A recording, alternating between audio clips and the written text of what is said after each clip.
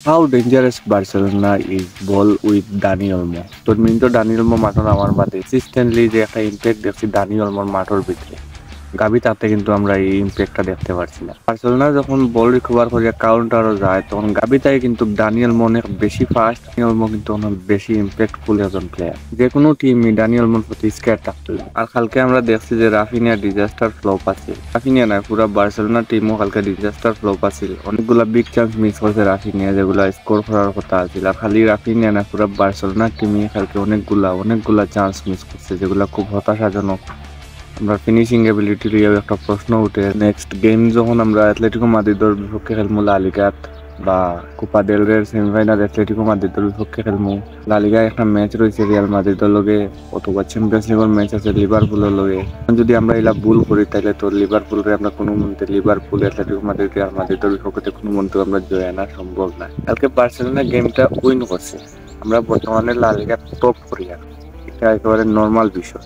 Madrid আর Atletico মাদ্রিদের ম্যাচটা draw হয় তখন থেকে আমরা জানলাম যে বার্সেলোনা 18 তারিখ নাইট যখন খেলা হইব রায়ো ভালকানোর লগে তখন বার্সেলোনা টপ করবো টেবিলের, এটা 100% শিওর আসলাম।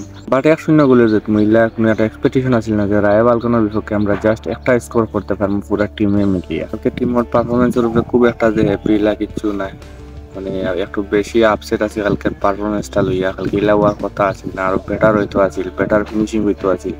মিডফিল্ডও তো চাকা নাকা খেলা হয়েছে, মিডফিল্ডও Pedri Frenkie de Jong just outstanding super আছে। বাট ফিনিশিং লাইন আপটা অত বেশি ডিজাস্টার আছে কালকে।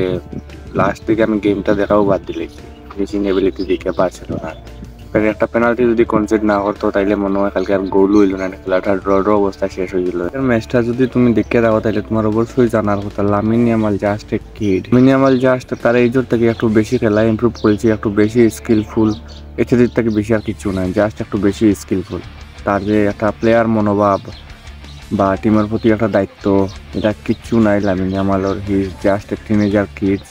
আর তার মনোভাব, তার চিন্তা ভাবনা এখন টিনেজার কিডসের মতো রয়েছে। কালকের গেমটা দেখলে বুঝতে পারবা যে লামিন ইয়ামাল, আমরা মনে করি যে আমরা টিমের লগে ম্যাচিউর হয়ে গেছে, বাট না। কালকে এমন কয়টা মিস্টেক করছে, এমন কয়টা ভুল পাসিং দিয়েছে, ভুল পাস থেকে মূলত তার নার্ভাসনেস কাজ করছে। আর নার্ভাসনেস থেকে কালকে যে ইজি কয়টা চান্স মিস করছে যেগুলো অ্যাসিস্ট করলে রাফিনিয়ার লেভানডস্কিরও সুন্দর গোল হইতো। বাট এখন লামিন ইয়ামালে অ্যাসিস্ট না করে নিজে ট্রাই করছে বার পোস্ট, আর প্রতিটা বল হয় ডিফেন্স নাইলে গোলকিপারে ফিরিয়ে দিচ্ছে। আমরা দেখেছি যে হুরুতামে খাইছিল কালকে লামিন ইয়ামাল মন্তব্য দরিয়া নেওয়া যাইতো না যে লামিন ইয়ামাল বার্সেলোনার লাগে এখন দায়িত্বশীল player. Lamine Yamal just a kids, just a teenager kids. Ronaldo আরাউহোরে যদি তুমি 1v1 যদি মিলাও ইনিগো মার্টিনেজের লগে পাও কুবার্সির লগে, তাইলে অবভিয়াসলি রোনালদো আরাউহো তারার থাকি best. Araujo top 5 central defender যতজন ওয়ার্ল্ডও আছে সব 5 জনের মাঝে একজন। বাট ডুয়োর হিসাব করলে যদি তুমি যদি জোড়া মিলে যাও সেন্টার ব্যাকর, তাইলে ইনিগো মার্টিনেজ আর পাও কুবার্সি বর্তমানে সেরা। রোনালদো আরাউহো কিন্তু এখনো পাও কুবার্সি আর ইনিগো মার্টিনেজের জোড়া খান্তা খাসাও না। 1v1 রোনালদো আরাউহো সেরা, এখান মানিয়ে নেওয়া লাগবে। মিডফিল্ডের কেমিস্ট্রি তো যখন ফ্র্যাঙ্কি ডিয়ং ইনজুর্ড আছে, মার্কাস আর পেদ্রি যখন ফ্র্যাঙ্কি ডিয়ং ইনজুরি হাঁটাই আইছে, এখন দেখে আসবে ফ্র্যাঙ্কি ডিয়ং আর পেদ্রি সেটা জাস্ট আউটস্ট্যান্ডিং। আমরা দেখছি যে যখন সাবস্টিটিউশন আর কুন্ডে আইছে, কুন্ডে আর লামিন ইয়ামাল কেমিস্ট্রিটাও কিন্তু লামিন ইয়ামাল বাদ খেলেও কিন্তু কুন্ডলের কেমিস্ট্রিটা তার জাস্ট অসাধারণ। ইনিগো মার্টিনেজ যদি একটা কর্নার ফাউলের শিকার না হইতো, ফাউলটা না হইলে আর কোনো পেনাল্টি কলসিট না হলে কোনো গোল হইল না এনে দূর।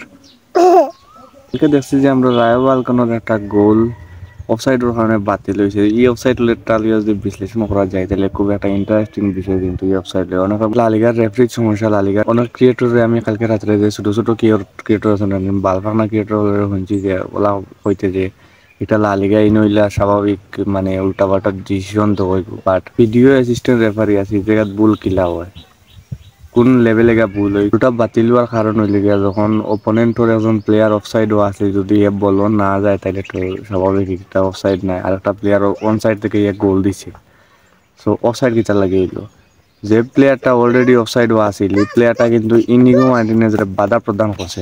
দূরে গো হওয়ার অনুবা যা 2 মিনিট বাদে যা, 1 মিনিট বাদে দূর অনুদা হয়ে অনুষ্ঠানি অলরেডি আছিল অফসাইডও।